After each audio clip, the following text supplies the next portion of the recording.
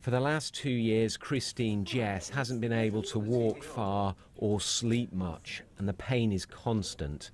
She now has a 7-month-old granddaughter, India, which has helped, but certain things like loud noises still trigger panic. I get extremely angry, and I don't know whether it's frustration or if it's because my life has changed so much to how it was before. But I do feel low, you know, a lot of the times, and I do have to call on the work that I've been doing in therapy to get me through. In New Addington this morning, a memorial to those affected. 62 were injured, 7 died when the speeding tram overturned. Last year, Christine couldn't face coming, but today she made it.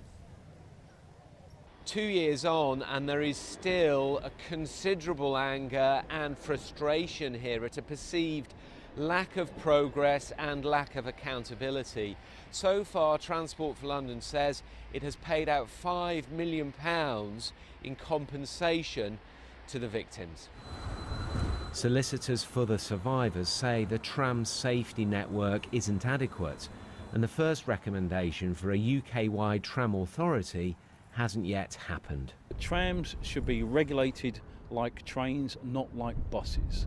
And the regulatory framework has been found to be wanton here. So unless that framework is reviewed, it is possible that there can be and could be a further incident. So there needs to be a significant review of the regulatory framework. And as New Addington remembered, many families say progress has been too slow.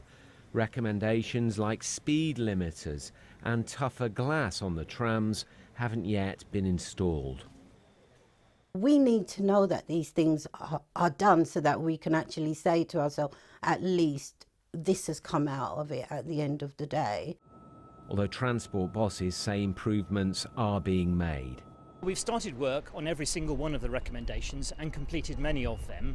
Some of the ones that still remain to be completed are more complex. They involve changing the control systems and the safety systems on board our trams, and we want to make sure they're absolutely right before we put them into operation.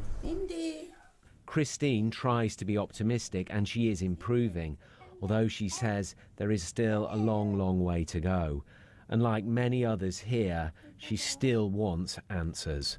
Tom Edwards, BBC London News, New Addington.